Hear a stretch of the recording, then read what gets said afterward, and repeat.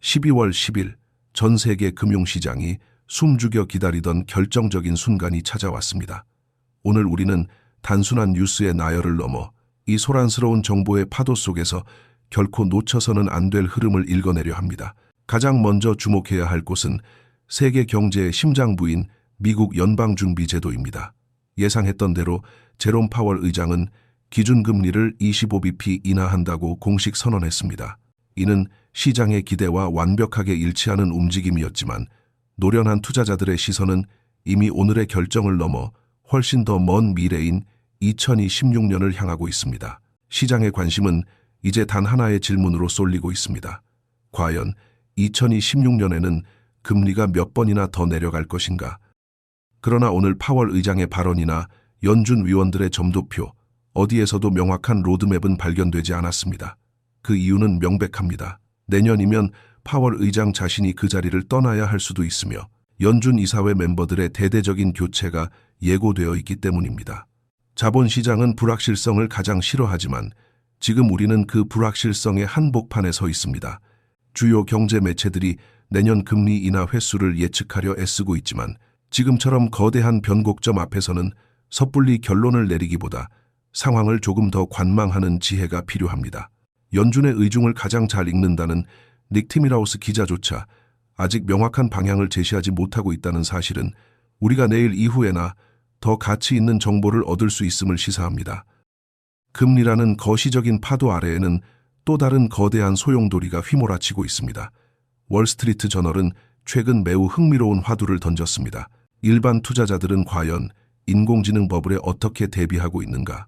증시가 연일 사상 최고치를 경신하는 가운데 일부 현명한 투자자들은 이미 잠재적인 조정에 대비한 방어막을 구축하기 시작했습니다. 이는 단순히 미국 달러 자산에 국한된 문제가 아닙니다. 연준의 12월 금리 인하 결정 이후 시장의 공포와 탐욕은 다시금 인공지능, 즉 AI 산업의 거품 논쟁으로 옮겨붙고 있습니다. 오픈 AI의 챗 GPT가 전 세계적인 AI 열풍을 일으킨 지 3년이 지난 지금 투자자들은 환희 속에 있으면서도 동시에 자신이 거대한 거품 속에 갇혀 있는 것은 아닌지 두려워하고 있습니다. 지난 11월 초 기술주 중심의 나스닥 지수가 겪었던 급격한 변동성은 이러한 불안감을 여실히 보여주었습니다. 투자자들은 기술 기업들이 AI 분야에 지나치게 과도한 지출을 하고 있는 것은 아닌지 의심하기 시작했습니다. 여기서 딜레마가 발생합니다. 거품이 터질 것이 두려워 지금 시장을 떠난다면 앞으로 다가올지도 모르는 상승장의 기회를 놓칠 위험이 있습니다. 반대로 계속 머무른다면 거품 붕괴의 희생양이 될 수도 있습니다. 월스트리트는 이러한 양날의 검 위에서 춤추는 투자자들의 심리를 면밀히 관찰하고 있습니다. 특히 주목할 만한 움직임은 빅쇼트의 주인공 마이클 버리의 행보입니다. 2008년 금융위기 당시 서브프라임 모기지 사태를 정확히 예측해 막대한 부를 쌓았던 그는 최근 팔란티어와 엔비디아에 대해 대규모 공매도 포지션을 취했다는 사실이 밝혀졌습니다. 이는 두 회사의 주가 하락에 베팅했다는 뜻입니다.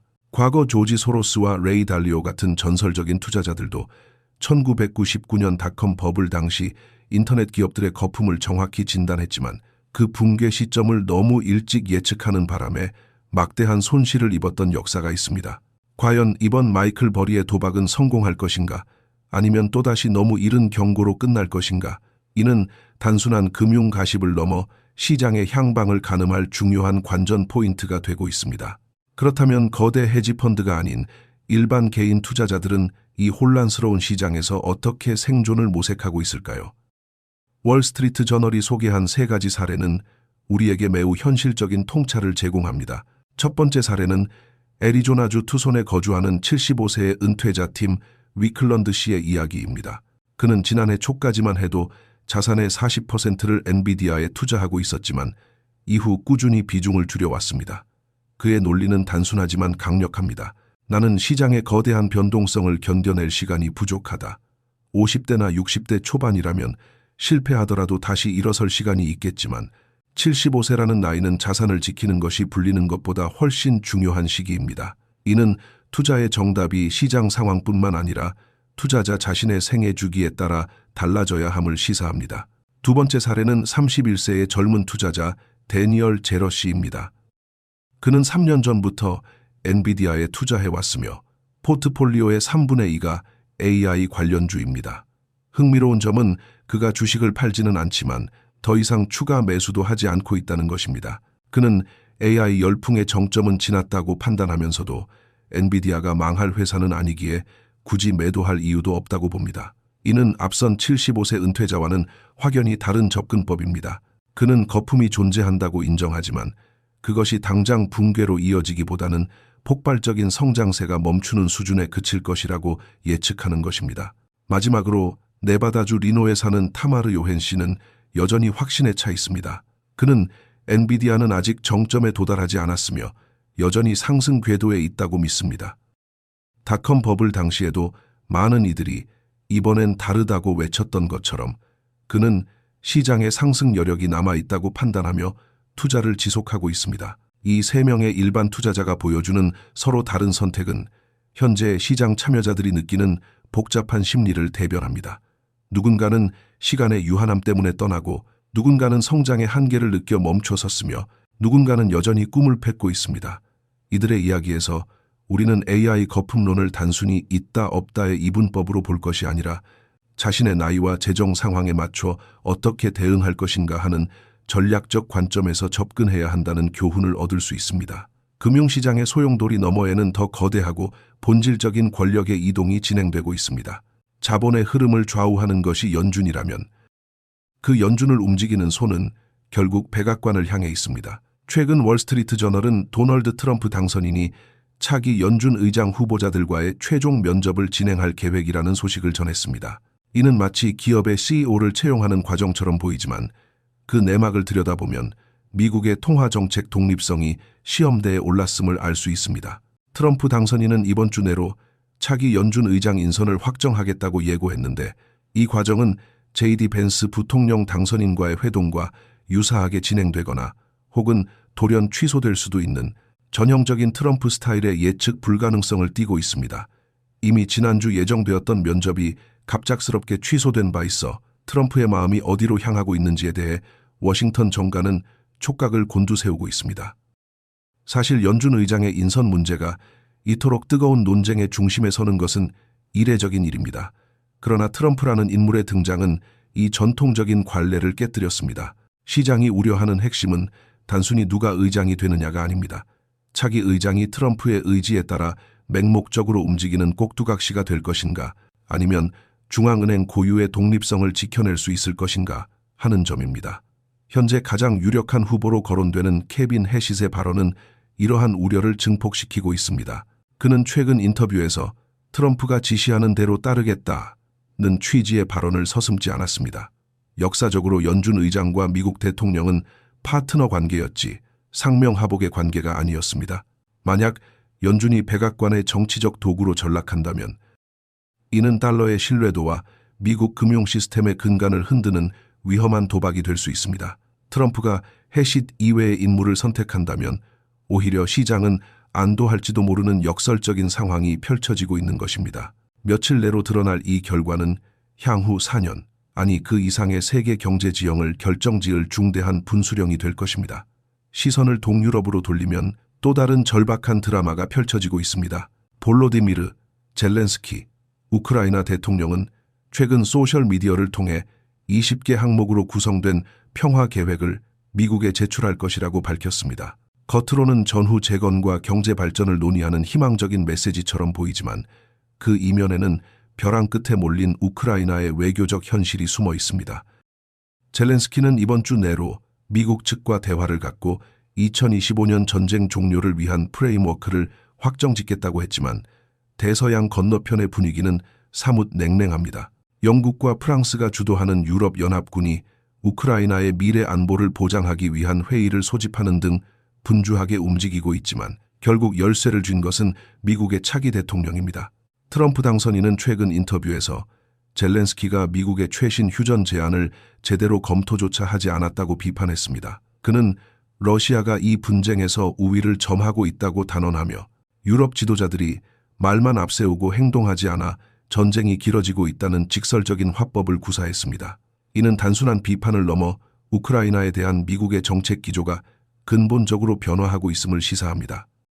과거 바이든 행정부 하에서의 논의가 동맹국 간의 협력적 분위기였다면 트럼프 시대의 대화는 사실상 최후 통첩에 가까운 압박으로 변질되고 있습니다.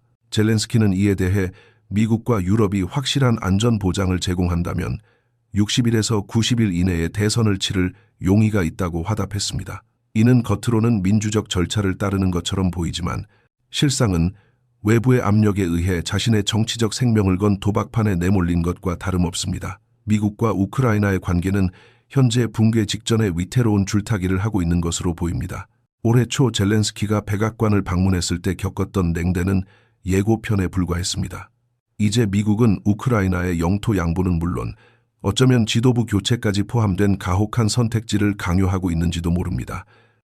정치의 세계에서 개인의 이익과 국가의 운명이 충돌할 때 그 결과는 언제나 비극적이었습니다. 젤렌스키가 트럼프의 요구를 겉으로는 수용하는 척하면서도 내부적으로는 저항하는 전략을 구사하고 있지만 이러한 이중 플레이가 언제까지 지속될 수 있을지는 미지수입니다. 만약 미국과 러시아의 관계가 파국으로 치닫거나 반대로 트럼프와 푸틴 사이에 모종의 거래가 성사된다면 우크라이나 전쟁은 통제 불능의 새로운 국면으로 접어들 수 있습니다. 전쟁의 확산을 막고 평화를 가져오겠다는 명분 아래 진행되는 이 거대한 지정학적 체스 게임에서 과연 희생되는 말은 누가 될 것인지 세계는 숨죽여 지켜보고 있습니다. 미중 무역전쟁의 전선은 이제 관세 장벽을 넘어 보이지 않는 기술의 지하 세계로 확장되고 있습니다. 최근 블룸버그와 디인포메이션이 전한 충격적인 보도는 중국이 미국의 기술 봉쇄를 뚫기 위해 얼마나 치밀하고 대담한 전략을 구사하고 있는지 적나라하게 보여줍니다. 보도에 따르면 중국의 인공지능 혁신 기업인 딥시크는 미국의 수출 금지 조치에도 불구하고 엔비디아의 최첨단 블랙웰 칩을 확보하는 데 성공했습니다. 이들이 사용한 방식은 마치 첩보 영화를 방불케 합니다. 말레이시아나 싱가포르와 같은 제3국의 데이터 센터를 설립한다는 명목으로 칩을 대량 구매한 뒤 이를 현지에서 서버 장비로 조립하여 검사를 통과하고 다시 중국으로 밀수입하는 트로이 목마 전략을 사용한 것입니다. 이는 미국의 수출 통제망이 현실에서 얼마나 쉽게 무력화될 수 있는지를 증명한 사례로 미국 조야에 큰 충격을 안겼습니다. 엔비디아 측은 즉각 그럴 가능성은 희박하다며 부인했지만 그들이 내놓은 해명은 구체적인 증거 없이 추측에 의존한 것이어서 오히려 의구심만 증폭시키고 있습니다. 이러한 상황에서 영국 이코노미스트지의 분석은 미국의 대중국 반도체 전략이 가진 근본적인 딜레마를 꼬집고 있습니다. 바이든 행정부에서 트럼프 2기로 이어지는 미국의 반도체 정책 기조에는 한 가지 공통된 믿음이 깔려 있습니다. 바로 중국이 미국산 칩에 계속 의존하게 만듦으로써 독자적인 기술 개발 의지를 꺾어야 한다는 이른바 중독 전략입니다. 젠슨 황 엔비디아 CEO 역시 중국에 칩을 팔지 않으면 그들은 결국 자체 칩을 만들어낼 것이라며 판매 허용을 로비해왔습니다.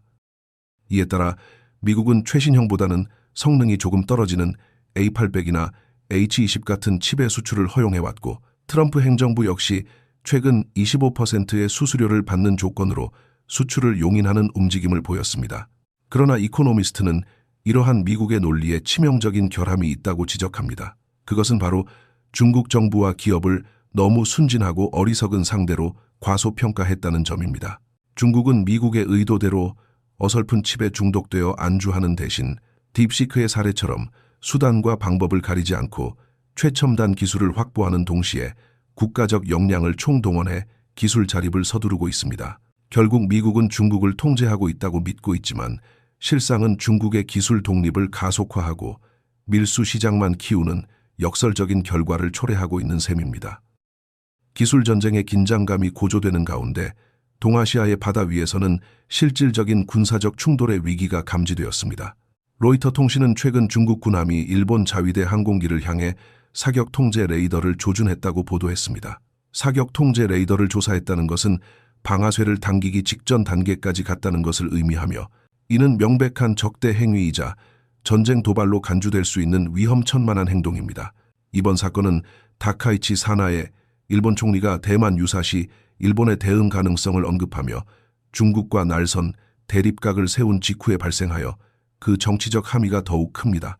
대만과 불과 100여 킬로미터 떨어진 일본 오키나와 인근 해역은 이제 언제 포성이 울려도 이상하지 않은 화약고가 되었습니다. 그러나 문제의 심각성에 비해 미국의 대응은 지나치게 미온적이라는 비판이 제기되고 있습니다. 미 국무부는 중국의 행동이 지역 평화에 도움이 되지 않는다는 원론적인 논평을 내놓는 데 그쳤습니다. 일본 정부는 이를 굳건한 미일 동맹의 표현이라며 환영했지만 전문가들의 시각은 다릅니다. 특히 트럼프 당선인이 다카이치 총리의 대만 관련 강경 발언에 대해 불편한 심기를 드러내며 사실상 침묵을 강요했다는 월스트리트 저널의 보도는 미국이 동맹국의 안보보다 중국과의 거래나 확전 방지에 더 무게를 두고 있다는 의심을 낳고 있습니다. 중국이 레이더 도발이라는 초강수를 둔 배경에는 이러한 미국의 애매모호한 태도가 깔려 있을 수 있습니다. 미국이 일본을 전폭적으로 지지하지 않는다는 신호가 감지되는 순간 중국은 동아시아에서 더욱 과감하고 공격적인 군사행동을 감행할 가능성이 높습니다. 실리콘칩을 둘러싼 보이지 않는 전쟁과 레이더가 겨냥하는 보이는 위협, 이 두 가지 전선에서 미국과 중국의 충돌은 이제 통제 가능한 범위를 벗어나고 있는지도 모릅니다. 총성 없는 전쟁터에서 가장 강력한 무기는 미사일이 아니라 화폐입니다. 지금 세계 경제의 수면 아래에서는 전례를 찾아보기 힘든 거대한 지각 변동이 일어나고 있습니다. 바로 중국의 기록적인 무역 흑자와 그에 반비례하는 위안화의 미스터리한 움직임입니다. 올해 1월부터 11월까지 중국의 무역 흑자는 무려 1조 달러를 돌파했습니다. 이는 인류 경제사에서 한 국가가 단기간에 벌어들인 가장 막대한 규모의 외화입니다. 경제학 교과서의 원리대로라면 이렇게 막대한 달러가 유입될 때 해당 국가의 통화 가치는 자연스럽게 상승해야 합니다. 그러나 현실은 정반대입니다. 위안화는 여전히 달러당 7.17~2위안 수준의 약세를 면치 못하고 있습니다. 이것은 단순한 시장의 왜곡을 넘어 세계 경제의 가장 심각한 불균형을 초래하는 괴물이 되어가고 있습니다. 뉴욕타임스는 최근 이 현상을 두고 세계 경제의 가장 현저한 왜곡 현상이라고 날카롭게 지적했습니다. 그들의 분석에 따르면 중국의 이러한 통화 약세는 결코 우연의 산물이 아닙니다. 중국 내수 시장이 부동산 위기와 디플레이션으로 얼어붙자 중국 정부가 의도적으로 환율을 낮게 유지하여 과잉 생산된 제품을 헐값에 해외로 밀어내고 있다는 것입니다. 실제로 중국의 전직 인민은행 관리들조차 구매력 평가 기준으로 볼 때 위안화의 적정 환율은 현재의 7위안대가 아니라 1달러당 3, 5위안에서 5위안 사이가 되어야 한다고 인정하고 있습니다. 즉, 중국의 제품들이 전 세계 시장을 휩쓸고 있는 비결은 압도적인 기술력이나 생산성 때문이라기보다 사실상 반값 할인 효과를 내는 환율 마법 덕분이라는 것입니다. 뉴욕타임스는 이를 두고 중국이 자국의 실업 문제를 싼 제품과 함께 전 세계로 수출하고 있다고 비판했습니다. 2022년 상하이 봉쇄 이후 시작된 위안화의 약세가 3년 넘게 지속되면서 중국산 전기차와 태양광 패널은 거침없이 국경을 넘었고 이는 서방 세계의 제조업 기반을 송두리째 흔들고 있습니다. 그렇다면 월스트리트의 또 다른 거인 골드만삭스는 이 상황을 어떻게 보고 있을까요? 흥미롭게도 그들의 분석은 뉴욕타임스와 결을 같이 하면서도 조금 더 입체적인 시각을 제공합니다. 골드만삭스는 최신 보고서를 통해 위안화가 무역 가중치 기준으로 약 25% 저평가되어 있다고 공식적으로 선언했습니다. 이는 중국 경제학자들의 주장과 일맥상통하는 수치입니다. 그들은 위안화의 적정 가치를 1달러당 5위안으로 산출했습니다. 하지만 골드만삭스는 여기서 한 걸음 더 나아가 이 저평가 현상이 단순히 중국 정부의 악의적인 조작 때문만은 아니라고 진단합니다. 중국 내부의 극심한 소비 심리 위축, 자본의 해외 유출, 그리고 달러 강세라는 외부 요인이 복합적으로 작용한 결과라는 것입니다. 주목해야 할 점은 골드만삭스의 미래 예측입니다. 그들은 위안화가 저평가되어 있다는 점에는 동의하지만 이것이 단기간에 급격한 절상으로 이어지지는 않을 것이라고 봅니다. 현재 선물 시장에서 거래되는 내년 말 위안화 환율은 달러당 6.91위안 수준입니다. 이는 지금보다 약 2% 정도 강세로 돌아서는 것에 불과합니다. 골드만삭스의 전략가들은 중국 정부가 급격한 환율 변동을 용인하지 않을 것이며 점진적이고 통제 가능한 수준에서의 절상만을 허용할 것이라고 내다봤습니다. 이는 중국이 수출 경쟁력을 유지하면서도 동시에 자본 유출을 막고 위안화의 국제적 위상을 높여야 하는 딜레마 속에 있음을 시사합니다. 시진핑 주석이 꿈꾸는 동승서강의 비전을 실현하기 위해서는 강한 위안화가 필요하지만 당장의 경제 생존을 위해서는 약한 위안화가 필요한 모순적인 상황. 바로 이것이 1조 달러 흑자 뒤에 숨겨진 중국 경제의 아킬레스건입니다. 이제 시장의 눈은 과거 1980년대 이와 유사한 상황에서 무릎을 꿇었던 한 나라의 사례로 향하고 있습니다. 로이터 통신은 최근의 상황을 보며 1980년대의 낡은 앨범을 다시 꺼내 들었습니다. 역사는 그대로 반복되지 않지만 그 운율은 놀라울 정도로 비슷하게 맞아떨어지기 때문입니다. 40년 전, 일본은 지금의 중국처럼 전 세계, 특히 미국을 상대로 엄청난 무역 흑자를 기록하며 경제 대국으로 부상했습니다. 당시 일본 제품은 미국 시장을 점령했고 워싱턴의 정치인들은 일본을 막아야 한다며 목소리를 높였습니다.